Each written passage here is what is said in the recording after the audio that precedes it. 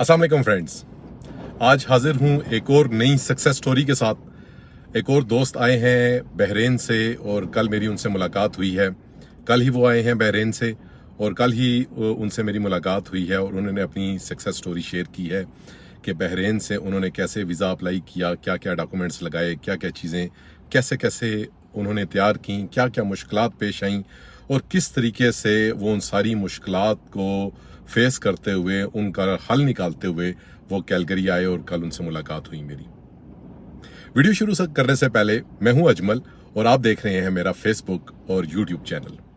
और अगर आपको वीडियो अच्छी लगे तो आपसे गुजारिश होगी कि आप इसको लाइक, शेयर और सब्सक्राइब जरूर करें।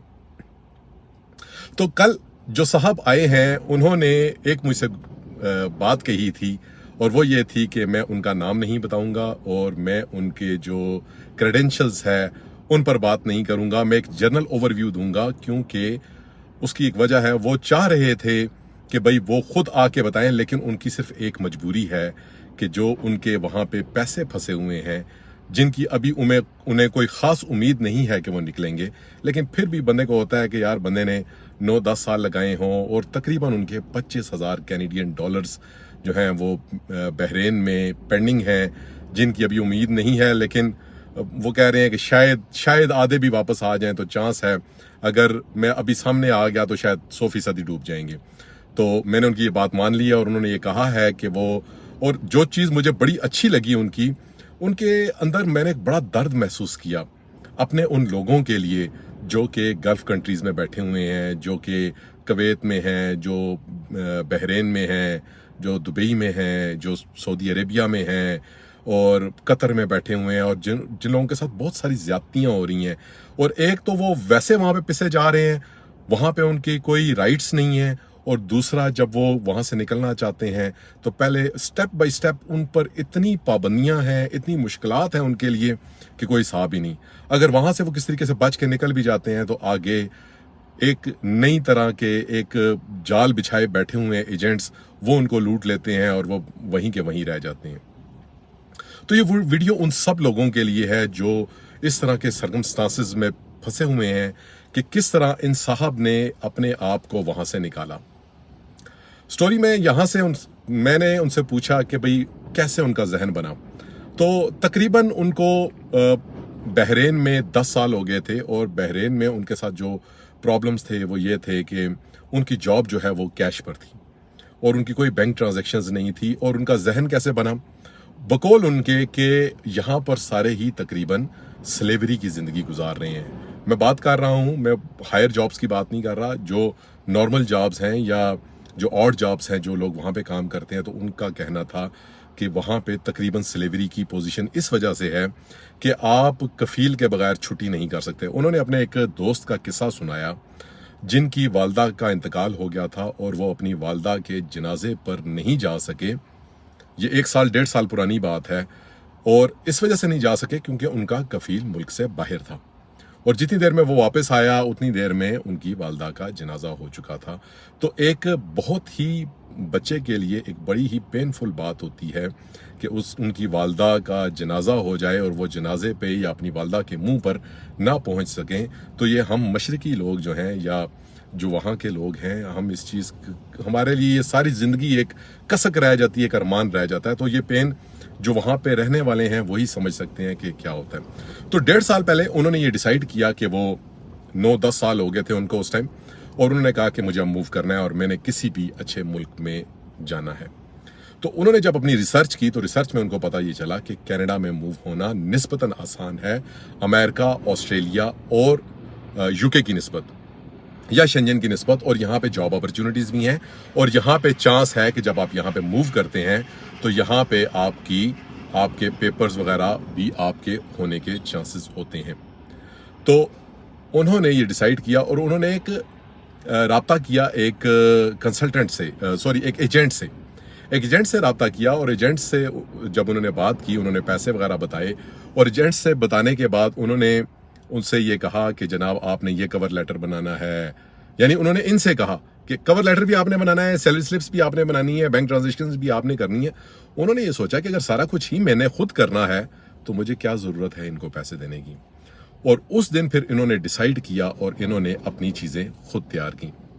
अब इनकी चूंकि पैसे जो है, सैलरी जो है वो आती थी कैश की सूरत में, और इसके अलावा इनको छुट्टी का भी बड़े मसाइल थे। फिर इन्होंने एक चीज़ और शेयर की, जब ये सारी चीज़ें तैयार कर रहे थे तो इनको ये पता चला कि इनके दोस्त का कनाडा का वीज़ा लगा, और जब उनके कफील को पता चला कि इस बंदे का कनाडा का वीज़ा लग गया, उन्होंने उस पर कोई झूठा केस बनवाया और उस पर ट्रैवल की पाबंदी लग गई और वो नहीं आ पाए कनाडा। अब ये सारी सिचुएशन इनके सामने थी, तो इन्होंने बड़े ही इंटेलिजेंटली अपनी चीज़ें तैयार की, बड़ी मेहनत की, कुछ मेरी वीडियोस देखी, कुछ और लोगों की वीडियोस देखी, और उन्होंने अपने प्रॉपर तरीके से अपनी बैंक ट्रांजैक्शंस बनाई। इन्होंने किया ये कि अपने कुछ दोस्तों, अपनी सैलरी जो है ये अपने दोस्तों को देते थे और उनसे फिर अपने अकाउंट में ट्रांसफ़र कराते। इस तरह इन्होंने अपनी 6-7 महीने की अपनी बैंक स्टेटमेंट बनाई। तो मैंने जब उनसे पूछा कि उनके पास कितने पैसे थे जब उन्होंने कनाडा का वीज़ा अप्लाई किया, और 100% उन्होंने खुद अप्लाई किया। उसमें किसी किस्म का कोई स्पॉन्सर लेटर इन्वॉल्व नहीं था। होटल बुकिंग उन्होंने खुद की, उन्होंने एयरलाइन बुकिंग खुद की और फ्री ऑफ कॉस्ट की। होटल बुकिंग उन्होंने booking.com से की, और ऑनलाइन जो एयरलाइन बुकिंग है वो भी उन्होंने इंटरनेट से की, उसमें भी उन्होंने पैसे नहीं लगाए। उन्होंने तकरीबन प्लान बनाया हुआ था, तकरीबन 11 दिन का अपना टोरंटो का प्लान बनाया हुआ था। और टोरंटो के प्लान बनाते वक्त जब उन्होंने अपना केस फाइल किया विजिट वीज़ा के लिए, तो उनके पास उस टाइम 10,000 कैनेडियन डॉलर्स थे, तकरीबन लगभग 10,000 कैनेडियन डॉलर्स थे जब उन्होंने अपना वीज़ा अप्लाई किया। और उन्होंने अपना जो कवर लेटर बनाया वो भी उन्होंने इंटरनेट से देख के बनाया, उन्होंने वेबसाइट्स देखी और उसके मुताबिक उन्होंने 11 दिन का अपना जो कवर लेटर बनाया वो टोरंटो का बनाया उन्होंने। और मेरा उनसे सवाल था कि आपको इसमें क्या क्या दिक्कत पेश आई। उन्होंने बड़ी इंटरेस्टिंग बात बताई। उन्होंने कहा, जनाब कि मुझे चीज़ें इकट्ठी करने में, चीज़ें बनाने में इतना मुश्किल पेश नहीं आई। मुझे जो सबसे ज़्यादा मुश्किल पेश आई वो छुट्टी लेने में और इस बात को जस्टिफाई करने में कि यार मैं भाग नहीं जाऊंगा, या वो क्योंकि उनके पैसे थे 50 लाख रुपया था उनका, 25,000 कैनेडियन डॉलर था, तो उनको वो था कि यार मैं ये किसी तरीके से मेरा निकल आए। बड़ी मेहनत की कमाई होती है, और जब बंदे ने जवानी के 10 साल, अपने 10 कीमती साल +50 डिग्री सेंटीग्रेड पे, जो लोग बहरीन में रहते हैं, जो लोग कुवैत में रहते हैं, सऊदीया में, दुबई में, कतर में, अमान में, मस्कत में रहते हैं, उन लोगों को बहुत अच्छी तरह पता है कि 50 डिग्री सेंटीग्रेड पे पैसे कमाना कितना मुश्किल काम है। तो वो चाहते थे कि किस तरीके से उनके पैसे निकल आएं, लेकिन अनफॉर्चुनेटली उनको वीज़ा तो मिल गया फॉर्चुनेटली, लेकिन अनफॉर्चुनेटली शायद उनको, जो उनके एम्प्लॉयर थे, उनको पता लग गया और उन्होंने इनके पैसे देने से इनकार कर दिया। लेकिन अभी भी वो को थोड़ी सी उम्मीद है उनको कि शायद वो पैसे मिल जाएं। तो उन्होंने कवर लेटर खुद बनाया, उन्होंने किसी स्पॉन्सर लेटर की मदद नहीं ली, बुकिंग उन्होंने होटल बुकिंग्स खुद की। उनकी एजुकेशन है, उन्होंने BCom किया हुआ था पहले और एक नॉर्मल जॉब कर रहे थे बहरीन में। और फिर तो मैं बता रहा था कि बहरीन में जब वो आए थे तो उन्होंने बैचलर्स किया हुआ था, BCom किया हुआ था, और बहरीन में रहते हुए उन्होंने MBA कर लिया था वर्चुअल यूनिवर्सिटी से। और अपने डॉक्यूमेंट्स वगैरह उन्होंने खुद फिल किए, उन्होंने एक एक चीज़ खुद इकट्ठी की और बड़े नॉमिनल से पैसे, जो ड्यू पैसे होते हैं, वो खर्च किए, और उसके बाद टिकट लेके वो यहाँ पे आ गए। मैंने जैसा कि बताया कि 11 दिन का अपना टूर प्रोग्राम बनाया हुआ था, और मैंने उनसे पूछा कि आपका इमिग्रेशन पर क्या सवालात हुए। उन्होंने कहा जी कि सिर्फ उन्होंने होटल बुकिंग का पूछा है। तो वो होटल बुकिंग जब मैंने उनको दिखाई तो उन्होंने मुझसे कोई सवाल नहीं किया, और मैं यहाँ पे आया। मैं 4-5 दिन वो गालबन टोरंटो में गुजारे उन्होंने, और उसके बाद वो कैलगरी आ गए। और पहले दिन आते सर 2:30 पर उनकी फ़्लाइट थी यहाँ पे, और शाम को तकरीबन 7-7:30 बजे मेरी उनसे मुलाकात हुई। एक चीज़ जो उन्होंने मुझे स्पेशली कही, उन्होंने कहा, अजमल भाई आपको, आपके चैनल को बहरीन में लोग बहुत देखते हैं, तो आप लोगों से रिक्वेस्ट करें कि वो इन फेक एजेंट्स के चक्कर में ना आए। मैंने कहा जी मैं अपनी हर वीडियो में ये बताता हूँ कि आप लोग खुदा के लिए फेक एजेंट्स के चक्कर में ना आए। ये फेक एजेंट्स आपका पैसा ले लेते हैं, आपका सरमाया ले लेते हैं, और आपके लिए करते कुछ भी नहीं है। तो अल्टीमेटली जब आपके पास वीज़ा आया, ना आपके पास पैसे रहे, और वो बंदे भी गायब हो गए, तो फ़ायदा कोई नहीं है उसका। बार बार आप लोगों से मैं एक ही गुजारिश करता हूं कि आप अपना वीज़ा खुद अप्लाई करें, आप किसी पर भी ट्रस्ट ना करें।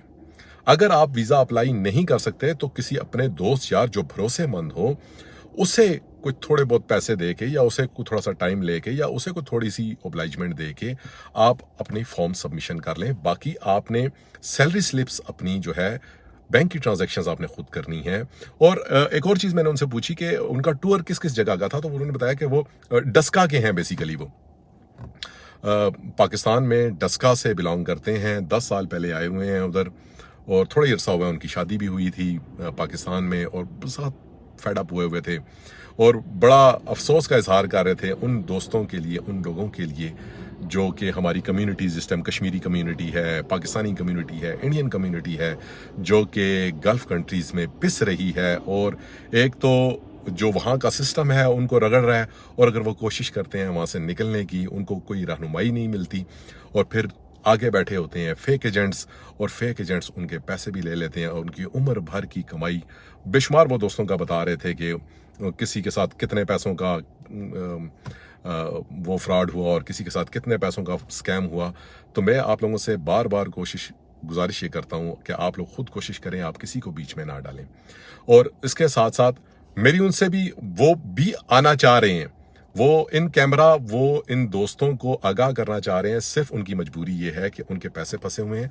उनके पैसे अगर क्लियर होते हैं, इवन के 50% भी क्लियर होते हैं, तो वो उन्होंने मुझे प्रॉमिस किया है कि वो इन कैमरा आके अपने उन तमाम दोस्तों को, स्पेशली जो गल्फ कंट्रीज में हैं, जो बहरीन में, सऊदिया में, दुबई में, कतर में, ओमान, मस्कत, जहां जहां गल्फ कंट्रीज में जो खुसूसन पिस रहे हैं, वो उनको गाइड करेंगे कि फॉर्म अपना कैसे भरें और इसमें क्या क्या चीज़ें रिक्वायर्ड हैं, ऑलरेडी मैंने बताई हुई हैं। मेरी कोशिश होगी कि मैं एक सेशन और उनसे करूं और उसमें वो आपको मज़ीद गाइड करें कि क्या क्या प्रॉब्लम्स आती हैं और कैसे उनको प्रॉब्लम्स से निकलना है। एक चीज़ उन्होंने बताई कि किसी सूरत में भी जब आप अपना किसी अच्छे कंट्री के लिए वीज़ा फाइल कर रहे हो, तो अपने एम्प्लॉयर को मत बताएं। उनको कॉन्फिडेंट, आप जितने मर्जी अच्छे हों, जितना मर्जी अच्छा काम कर रहे हो, जब भी आप उनको बताएंगे कि आप अमेरिका, कनाडा, ऑस्ट्रेलिया या यूके जाना चाह रहे हैं और आप वीज़ा अप्लाई कर रहे हैं, वो आपके रास्ते में बहुत बड़ी हर्डल्स क्रिएट कर देंगे और आपके जो पैसे होंगे, आप आ तो शायद जाएं, लेकिन आपके जो वहाँ पे पैसे होंगे वो मर जाएंगे। तो अपने पैसों को बचाएं और इंटेलिजेंटली वहाँ से इस तरीके से अप्लाई करें ताकि आपके पैसे भी बच जाएं, सांप भी मर जाए और लाठी भी ना टूटे, और आप वहाँ से मूव भी हो जाएं। और जब यहाँ आ जाता है बंदा, तो उसको जॉब मिल ही जाती है, कोई ना कोई अपॉर्चुनिटी मिल ही जाती है। मेरा ईमान है कि जो दरवाज़ा खटखटाता है वो दाखिल भी हो जाता है, जो हरकत करता है उसमें बरकत मिलती है। बचपन में हम पढ़ते आते थे, where there is a will there is a way, जहाँ चाह होती है राह निकल ही आती है। तो आप आएँ अल्लाह का नाम लेके, ऊपर वाले का नाम लेके, जिसको भी मानते हैं उसका नाम लेके आएँ, अल्लाह करेगा आपका कोई ना कोई सबब बन जाएगा। इस चीज़ से परेशान ना हो कि पता नहीं क्या होगा, जब आएंगे तो कुछ ना कुछ हो ही जाएगा। ये मेरा ईमान है इस चीज़ पे, इस दुआ के साथ कि आप लोग अपना काम खुद करें, और मुझे यकीन है जब आप खुद करेंगे तो आपका काम हो भी जाएगा। Thank you.